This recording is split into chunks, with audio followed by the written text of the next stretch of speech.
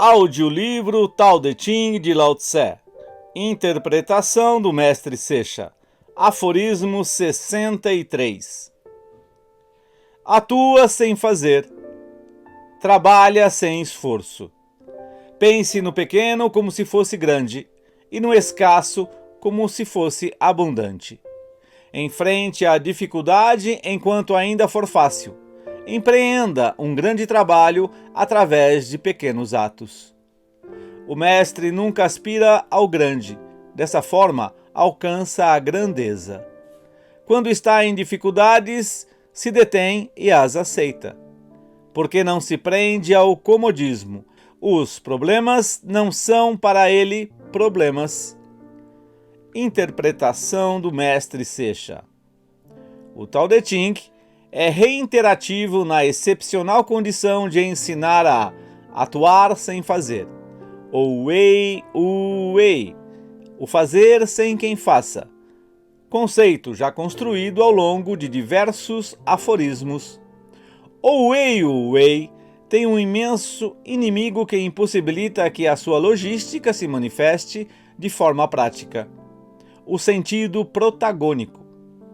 O grande obstáculo que temos para entender e penetrar na essência da filosofia é o sentido do eu.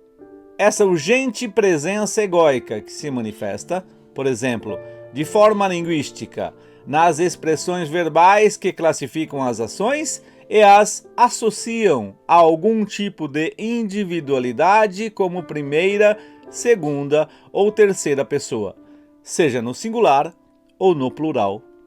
Por sua vez, o grande problema do sentido de eu é que está absolutamente fortalecido.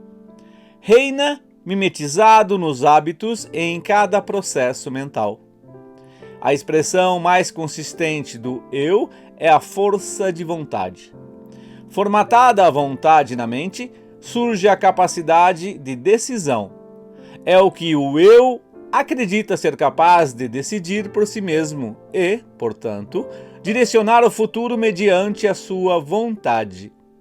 Não é consciente de que as suas decisões estão absolutamente condicionadas por todo um acúmulo de prévios hábitos, tendências e condicionamentos que não foram eleitos por ele, e que o manejam como uma marionete, como a um títere. Então, quem decide? Quem é livre para forjar o próprio futuro? A ausência do eu, no wei, impede a presença da vontade. Retira a condição cognitiva da decisão tingida de egoísmo e instaura um cenário exclusivamente presencial através da cognição e da retação. Existem, portanto, dois caminhos diametralmente opostos que criam realidade consistentes em diversos planos e de diferentes maneiras. Temos o caminho do sentido do eu, que busca de manter a sua existência e passa a desenvolver uma personalidade individual identificada com a sua própria estrutura feita de firmes ideias, com as quais acredita poder implementar o futuro. Este marco, no qual se predomina a identificação, faz com que o indivíduo se entorpeça, tornando-se lento em sua capacidade de adaptação e mudanças. O conglomerado social possui a sua própria identidade, sua própria personalidade, a sua própria busca de futuro e geralmente estão mais enclausuradas na medida em que se teme a mudança, porque se interpreta como sendo um possível início de desordem.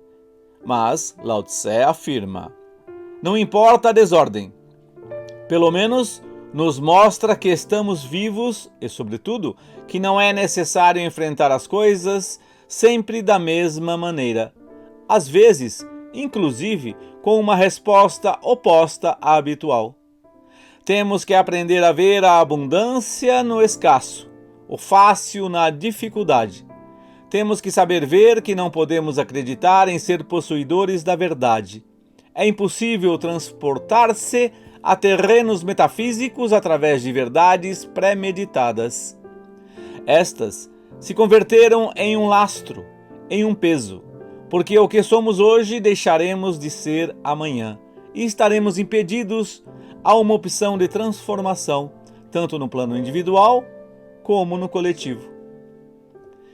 Não sejamos tão mesquinhos como para acreditar que apenas há uma maneira de fazer ou dizer as coisas.